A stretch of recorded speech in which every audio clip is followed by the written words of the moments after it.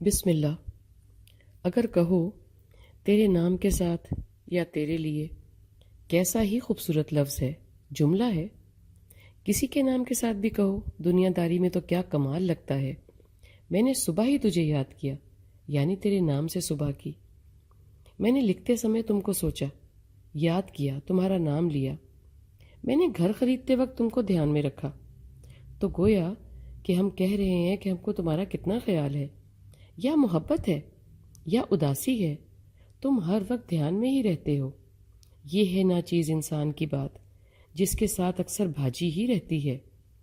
مگر یہ سب محبتیں ظاہر کرنے کے مختلف انداز ہیں. ایک وہ ہے جس کا اب ہم ذکر کرنے والے ہیں.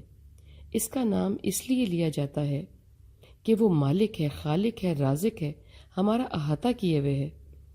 اس سے بھاگ کے نہ ہم کہیں جا سکتے، اس کے بائے نہ ہی اس سے کوئی بات چھپائی جا سکتی ہے. وہ ایک تو سب دیکھ ہی رہا ہے، اور ایک ہم کو ہر وقت اسی کی حاجت ہے.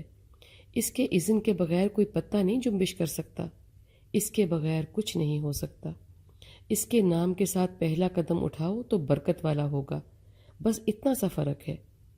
اب یہ تو آپ پر ہوا نا کہ برکت چاہیے کہ نہیں. بسم اللہ پڑھنا ایسے ہی ہے جیسے کہ قدم بڑھاتے ہی سامنے ماں کھڑی ہے. اللہ تو ایسے ہے کہ آپ کے کئی ماؤں سے بڑھ کر سامنے کھڑا ہے. مالک ہے نا. اس کو سامنے جان لو تو کسی شے کی پرواہ نہیں ہے. سب کام اس کے سامنے رکھ دیا ہے جو کام بنانے والا ہے. سب سے پہلے تو یہ ہے کہ جو کوئی قدم اٹھانے سے پہلے یا کوئی کام کرنے سے پہلے اللہ کا نام لے گا، اس کو یاد کرے گا، اس کا مطلب ہے کہ اس نے خود کو اور خود کے کام کو اللہ کے حوالے کر دیا، اور جانتا ہے وہی ہے جو کام بنانے والا ہے. اللہ کو ماننے والا ہوگا اللہ کا بندہ.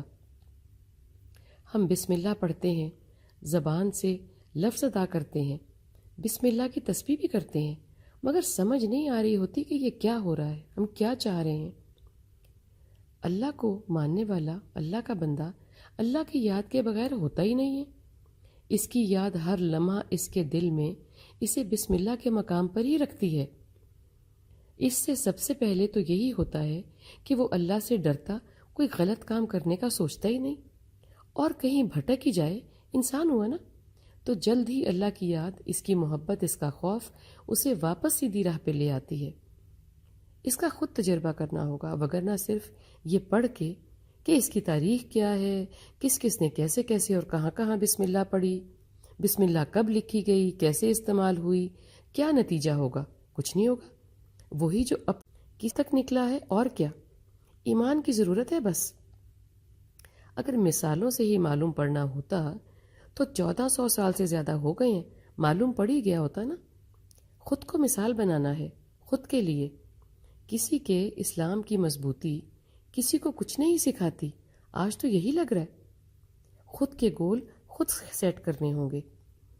آخری بات ہے کہ بسم اللہ کو توڑ توڑ کے سامنے رکھو، بے اسم اللہ، اور صدق کے دل سے غور کرو کہ آپ کیا کہہ رہے ہو، کیا لکھ رہی ہو، کیا پڑھ رہے ہو، اس سے کیا سمجھ رہے ہو، آپ کیا چاہ رہی ہو. اللہ سے خود کے تعلق کے بارے میں تحقیق کرو. صرف یہ دیکھو کہ آپ اللہ کے ساتھ اور خود کے ساتھ کہاں کھڑی ہو. تب یہ بھی معلوم پڑے گا کہ اللہ تم سے کیا چاہ رہا ہے. جب تم اس کا نام کسی کام کے ساتھ جوڑ دو، یا تو غلطیوں سے باز آ جاؤ گے یا اللہ کا نام ہی لینا چھوڑ دو گے. اب فیصلہ کرو. بسم اللہ، بے اسم اللہ، اللہ کے نام کے ساتھ. کیا سمجھ آیا اس کا مطلب؟